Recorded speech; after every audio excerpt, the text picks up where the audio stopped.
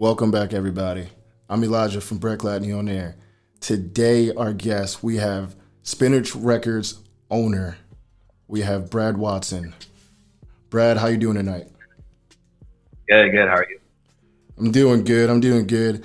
I usually don't do interviews around this time, but uh, today was a very non-task saturated day, so I definitely found the time. And we've been waiting. I've been waiting for a while to get you on here. So Yeah, it's a long time coming for sure. yeah, man. So tell everybody a little bit about yourself. Yeah, so I'm originally from Arkansas, lived in Georgia for half my life, spent some time in Connecticut, bouncing around between school, work.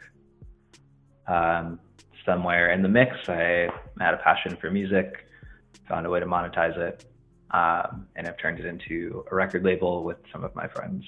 So here we are 3-4 years later in this process and starting to see some of the fruits of my labor picking up.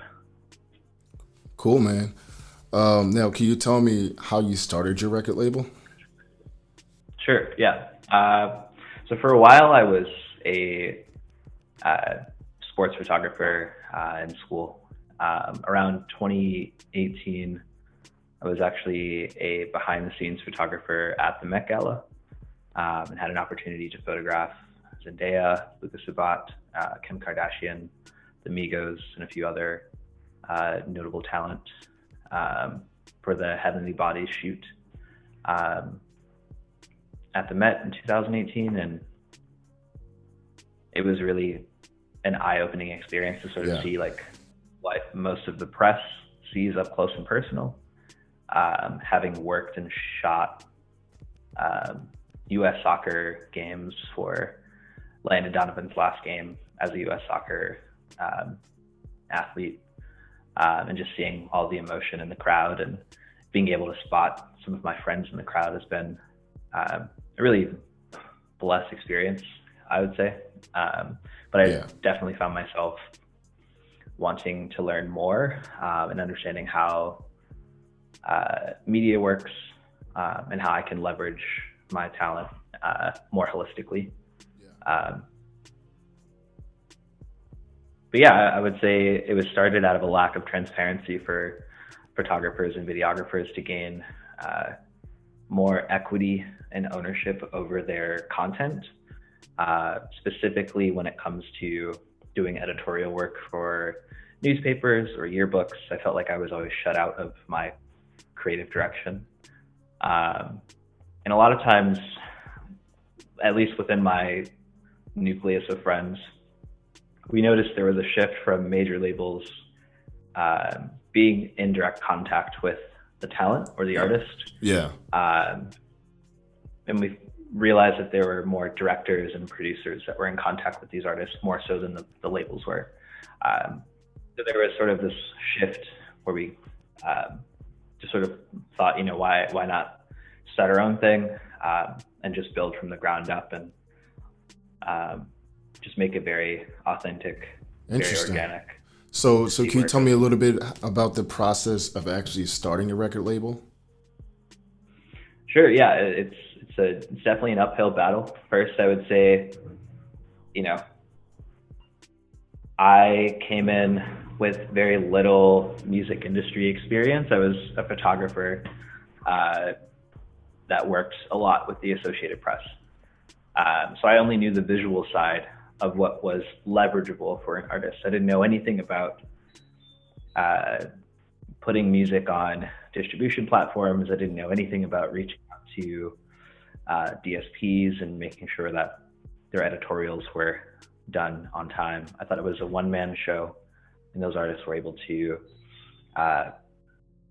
create their own press. But the more I realized, it was a lot of relational gatekeeping and years of conversations and talent, and people just noticing you in the public eye over months and months of momentum. Yeah. So once I put two and two together, it was a process of failing in abundance, working with artists that had either fallen off or working with artists that ultimately revealed their true colors, and sort of created for the sake of getting content out there or using our services to boost and leverage their platform. It's been a lot of growing pains, but we started with a branding deck that we worked with an artist based in LA who has done cover art and branding work for Nike. Yeah. He's a technical designer for Nike. So he's gotten a chance to do some really cool work with Takashi Murakami, Drake included, an artist also from Connecticut named Felly. I think that's where my entry point into getting started took place, was just sort of going under the wing of Jake Stanley and Hank over at Stake Worldwide. It's an independent record label based in New York City as well, but they've been successfully able to take 4 or 5 artists and transition them into being poised for the next phase in their careers at major labels. Okay. There was a large learning curve of understanding the relational perspective of how to move in the industry, taking notes of what is inappropriate from a legal perspective, but also just collaborating with other artists, how those relationships can be disrespectful over time and need to shift. There needs to be an industry shift, and a lot of it is being gatekept by folks that have been in the industry for 40, 50 years. Yeah. Cool, man. That's interesting. And I can tell that, you seem like a very well organized individual, but I can also see your visionary side, and you have a huge vision for the things that you're doing, and you have an appetite to fulfill that creative aspect that you have. So I was going to ask you, why did you start Spinach Gang? But that was pretty thorough. We kind of led into my next question. But my other question is, you also have, what is this, Freudian Slip Publishing? What's your, I didn't say it right, did I? What's your vision? Sure. So Freudian Slip Publishing is a division of Spinach, focusing on our podcasting, financial literacy tips for artists and notes to take, music business terms, understanding the importance of your master's jobs in the music industry. Like, a lot of people want to break in to the music business, but they don't really know what jobs are available, who to get in contact with. So this is sort of us breaking that fourth wall and giving people value in whatever they feel is helpful for them, and taking what they need and running with it. So we hope to sort of build that in tandem with Spinach. Okay, that's pretty cool. And I did some research. It looks like you guys haven't launched yet. I mean, what's the future looking like for Freudian Slip Publishing? Yeah, we are launching in May a series of podcasts focused on NFTs, on financial literacy. We have like a financial literacy Bible that's coming out, currently 45 to 50 pages stacked in a PDF. Understanding how to navigate contracts, understanding how to navigate terms and conditions, making sure that whoever you're creating content for has consent to post. Just making sure that like the relationship between the content owner and the person that's curating has a very natural, organic relationship, and it's not being exploitative. Okay, that's pretty niche specific, but I can definitely see where a lot of people could definitely use these tips for sure. There's definitely a group of people that would definitely gravitate towards that. So being where you are right now, I've already interviewed a couple of your artists which were very, very talented. In my opinion, I thought they were really good artists. I can see their vision, which is why I definitely had to get them on here. But my question for you is, how did you find these artists for your label? Sure. I mainly looked for artists that have successfully been able to build platforms on their own, and not need constant room for motivation from the outside world. They're successfully able to draw from a blank canvas, and being able to tell a story that's authentically theirs. For someone like Adam, I feel like he is an incredible storyteller. He's successfully been able to interweave parts of his past growing up in Georgia while being a professional athlete in Greece, now Poland, and not being fazed by, the day-to-day that he sees on social media. It's always ever been about taking care of his family, challenging people to redefine their barometer for success and pushing human ambition to be more than what you actually see. For Brandon, it's always rooted in his faith and his religion. Growing up in Bridgeport, he never shut out that part of his life. He's very passionate about taking care of his family, and focused on the development of what he can give back to his community. So Brandon is very impact driven. Adam is has a very interesting, complex storytelling component that I can't wait for the rest of the world to do. I've grown up in Georgia. I've lived in Connecticut. I've lived in New York. So I'm always looking for talent from those pockets of the country. And eventually I'd love to expand into more emerging markets in China and Brazil and West Africa to look for new sounds.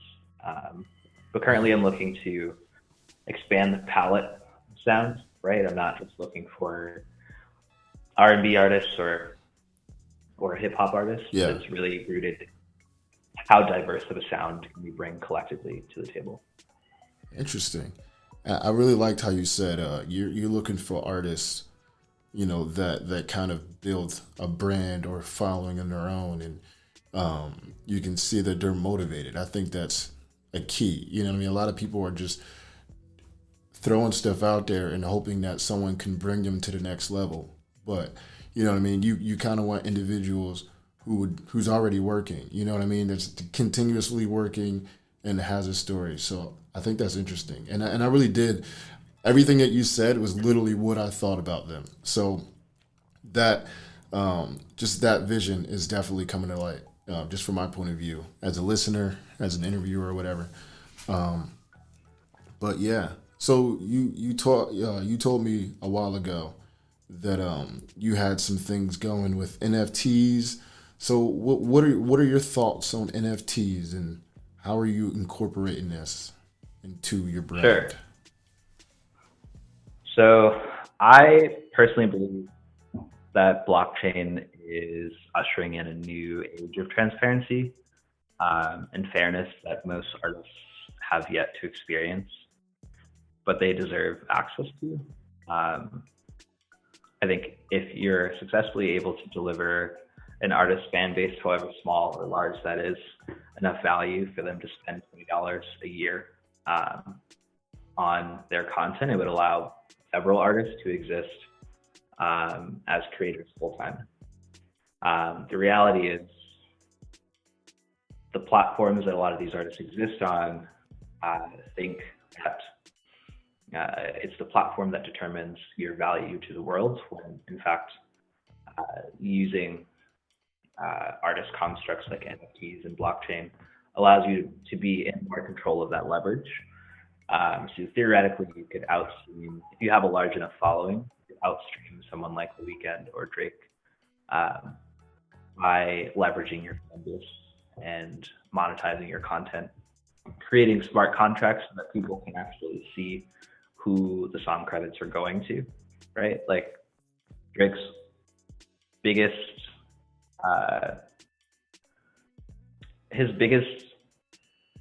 clapback song of 2017, 2018. I forget what year it was, but he performed back to back, but no one really knows who produced it. But there's a random YouTube video out there in the world where Nav discusses that he produced back to back, but he never got any of the royalties from the song. But everyone remembers that Drake performed that song. No one remembers who the producer was.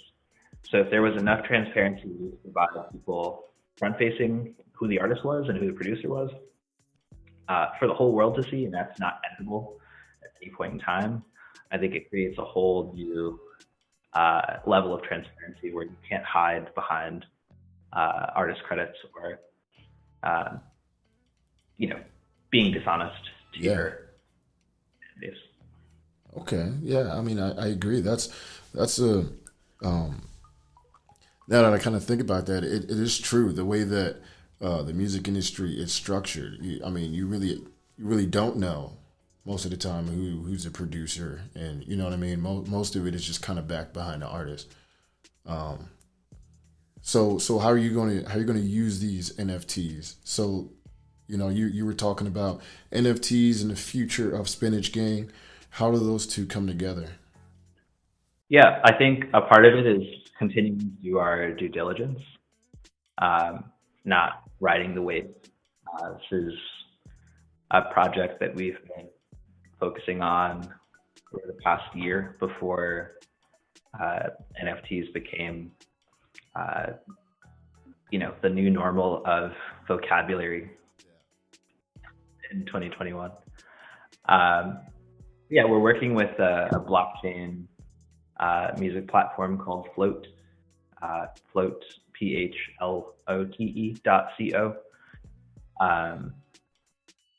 There are a couple of Wharton Business School, Goldman Sachs guys that have also been focusing on NFTs since 2018.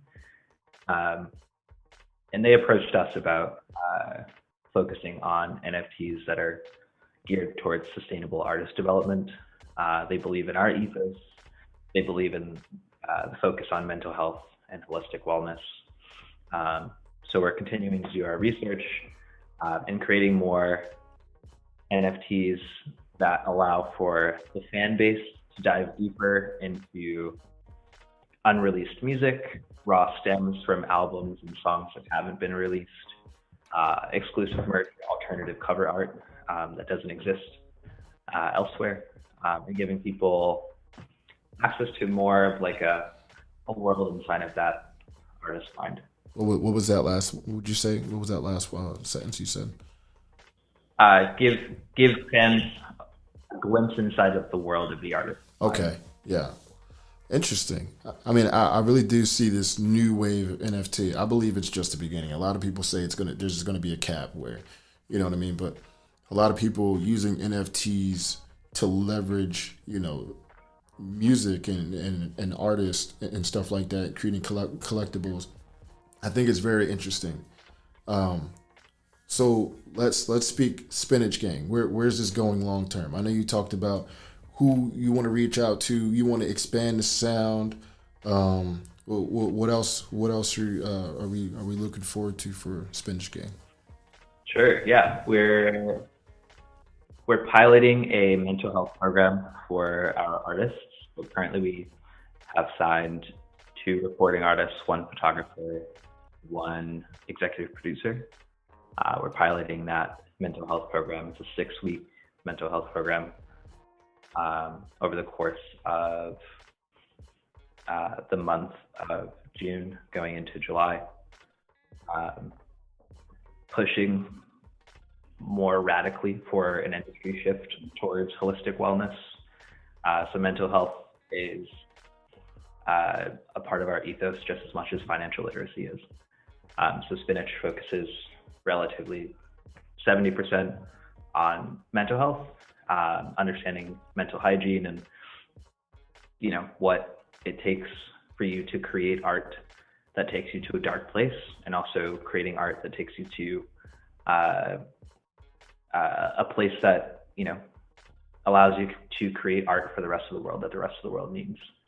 Yeah. And then the financial literacy side of that is being able to start your own business, being able to collect your own royalties, being able to negotiate your own contracts when we're not in the room, such that when you feel confident and ready, you can take that leap of faith, take that next step without having to rely on us.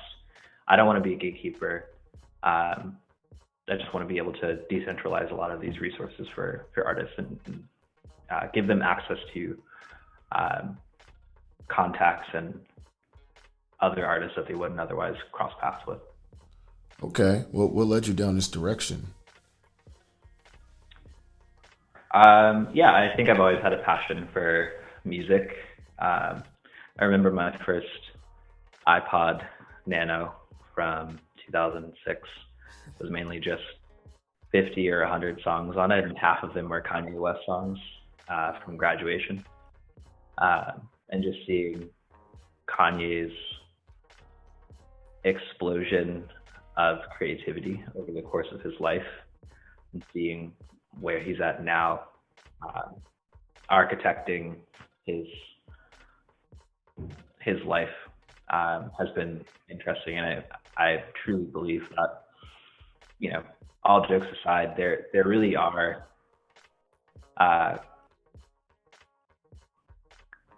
I've noticed compelling findings in my I've noticed compelling findings in my own time listening to Kanye, to listening to Jay-Z, to listening to the likes of Usher, and turning it from a hobby to a business that brings me joy and something that I enjoy putting more time and effort into. It doesn't feel like work. It feels like I'm working with my best friends and the capacity to just do it in tandem with a full-time job. Cool. Do you feel like Kanye's going off the rails? Should have thrown it out there. I think if you have an understanding of how the press works and how tabloids work, it's very easy to take very finite moments of anyone's reality and take them out of proportion. Yep. At the same time, I think there are moments in everyone's lives that we all regret, and we shouldn't be held to a standard based on that one particular moment in your life. I'm not here to really speak on Kanye's radicalism, but I do think, more specifically, I think your question is geared towards how much the Kardashian family has commodified the black box. Yeah, I can definitely see that perspective for sure. But yeah, I think Kanye is a very interesting person that doesn't always have the right group of people around him. I think so too. I mean, I've been a huge fan of Kanye for a while because, you know, I just like how much courage he has to express his creativity. You can hear it in his music. Every album was almost kind of different from the last. You know what I mean? Me, being a producer myself, like I've always tried to kind of image bits and pieces that I like from Kanye. And there's one thing I really do enjoy is just like the spontaneous aspect he has with music. You know, there's always something new. And I really do believe, like, yeah, we all make mistakes. And because everyone knows you, you know, it just blows up. You know what I'm saying? But I like Kanye West as a visionary, as a creative. I'm not sure if we have the same beliefs. But yeah, I definitely agree with you. I grew up kind of on Kanye as well. So that was just a quick question. But because, you know, everyone has their thought on it. But what are three things emerging artists should do if they want to have a successful career as a musician, in your opinion? I would say, number one, don't pander to your audience. Create work that you love. If you're not creating work that you love, you're not being authentic to yourself. Oh my! I was literally about to make a social media, an Instagram post, literally about what you just said. I'm almost tired of hearing, like, I get it. If you make a product, you know, you want to look into the market and see if it will sell. But I feel like with music, you know what I mean? Like, so many people are trying to imitate what's selling on the market instead of trying to just make music to stay true to themselves. You know what I mean? Right. Number two, I would say, see your work as if it's the first time. you know, like I think that's part of the reason why I love music so much. There's literally like 10,000 more songs that I can listen to today that I didn't hear yesterday. Um, just like the audience gets to experience your work. Treat every moment that you're looking at it like it's the first time. Treat every song like it's the first time. So that you're not trying to curate a certain reaction out of people. Yeah. And three, I would just say, continue to build on your brand seduction. Create a world that people get submerged into and are curious to seek more. And some of the most successful people at doing that are Drake, are Kendrick, LeBron James, Kobe Bryant, Tom Brady. They weren't necessarily the top prospects coming out of their respective fields. But if you're successful in creating a world that other people want to glimpse into and want to stay for and build with you, then you're on the right path to success. Yeah, I agree. Cool. I mean, because I've had that experience with some of my favorite artists. Like a while ago, I went to a John Bellion concert, and it was like I walked into a cult. Like it was like this cult of music, and like the branding around everything he did, I just felt included in his story. You know what I mean? So I find that very interesting that you think that as well. So here's my last question. Is there any releases to look out for Spinach Gang? Yeah, Brandon has an upcoming single off of his debut EP coming out on Friday, April 16th. And Adam is releasing his first single next Friday, April 26th. Not that Friday. I guess it's April 26th that he's releasing his first single. But be on the lookout. I know he's spent a little over a year and a half putting it together. So I'm excited for that as well. Wow. Cool. Congrats. Yeah, just let me know when you want me to release that interview with Adam. Yeah, absolutely. I think probably like 2 or 3 days beforehand would be best. But y'all heard it here. Y'all heard it here first. Yeah. All right. Cool, man. Do you have any advice for anyone trying to follow suit down the same path as you? Follow down my path or follow down your path? Your path. I would say continue to, carve out your own lane. Don't let someone else tell you what direction you need to go into. And also, just because you're really good at doing one thing doesn't mean you're not really good at doing multiple things. There's so many different resources that are out there. One really good one that I would recommend, like 3 or 4 years ago, I started watching a series on YouTube called Blueprint by Complex, I think. Complex or Vice. But it gives you the entire blueprint on how Top Dog Entertainment was started. It gives you the entire blueprint on how Pat the Manager, Chance the Rapper's ex-manager, built Chance's persona and brand from the ground up, and how Scooter Braun managed Justin Bieber and Kanye West. They're like 30, 40-minute interviews, and it literally walks you through the architecture of how they built those brands. Okay. And I've watched them 2 or 3 times, just taking notes. It's like watching a movie 3 or 4 times and seeing it from different angles. But yeah, I would recommend it for sure. Cool. All right, Brad. I really appreciate you for taking the time to do this.